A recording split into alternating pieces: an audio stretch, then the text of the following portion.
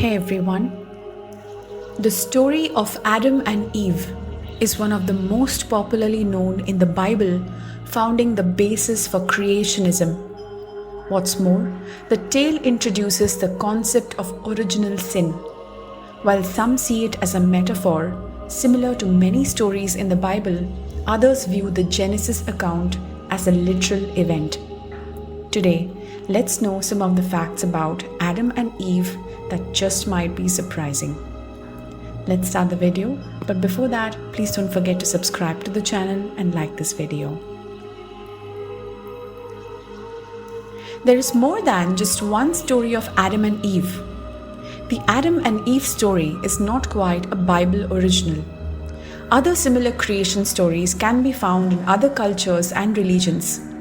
Nemu, the ancient Egyptian god of fertility, is claimed to have sculpted humans from clay. Similarly, Prometheus, the god of fire, was also attributed with the creation of mankind. The story borrows elements from both the Babylonian creation myth Enuma Elish and that of Gilgamesh, an epic hero from Mesopotamia. In the first story, dust is used to create humans. In the second part, the deities fashion a male companion for Gilgamesh.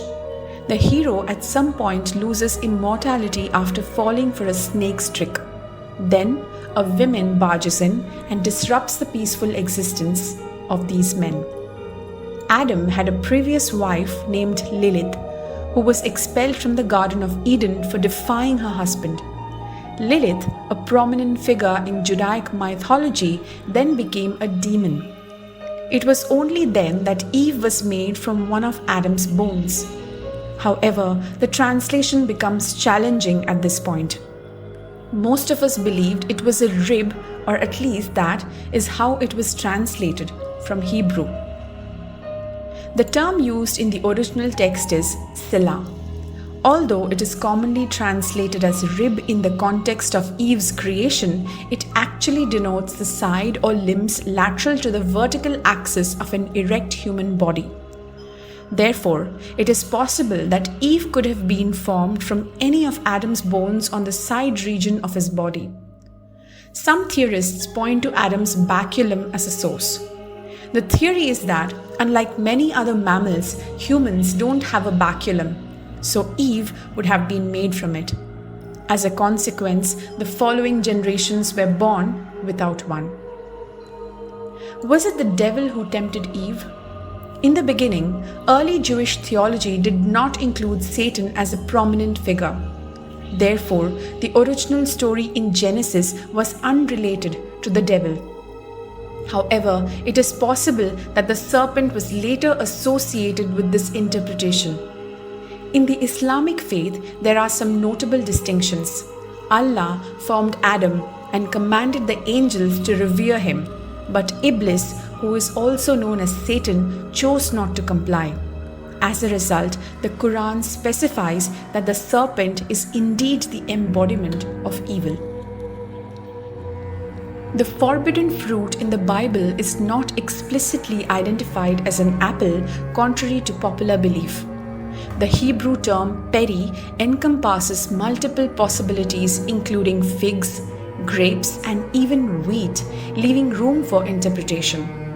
A funny play on words from the 4th century is to blame. It appears that the Latin word malus has a dual meaning of evil and apple.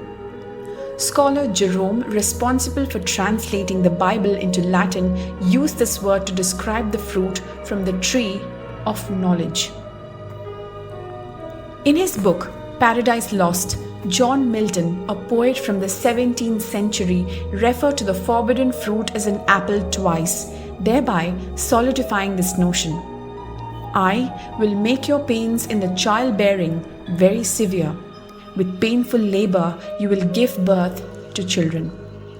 This biblical statement has hindered the advancement of methods to alleviate the discomfort of childbirth for centuries. However, it appeared to be another case of a translation issue. In all other instances of the Bible, the Hebrew term itzev is rendered as labor, toil, or work.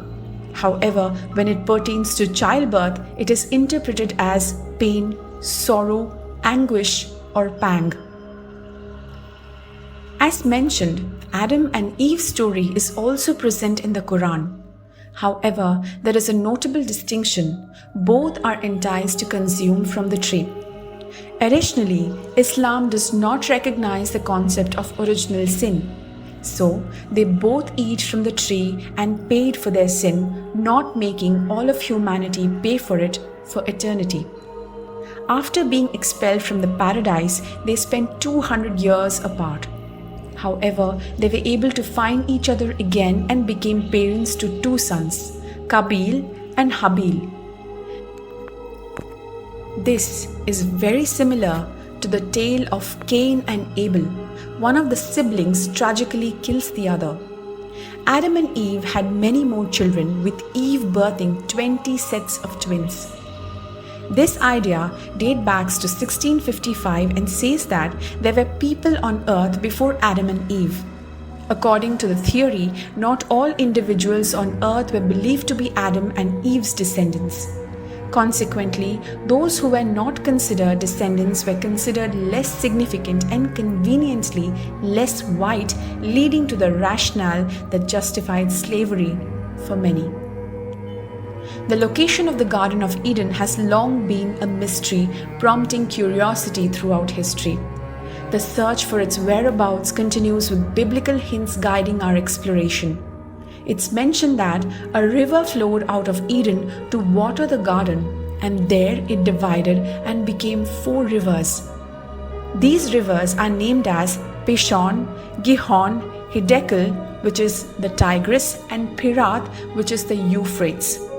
There is speculation that the Garden of Eden may have been situated in Mesopotamia, which is currently in Iraq and Kuwait, or in present-day Turkey or Armenia. However, the exact location remains undiscovered. A study estimates that mitochondrial Eve existed between 100,000 and 230,000 years ago, whereas Y chromosomal Adam predates Eve by approximately 75,000 years.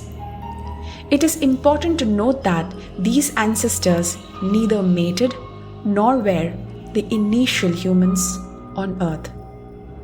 Well, that's it for today. I hope you're liking Nerdies discoveries. Can't wait for the next video to learn more and be fascinated about. See you on the next. Bye.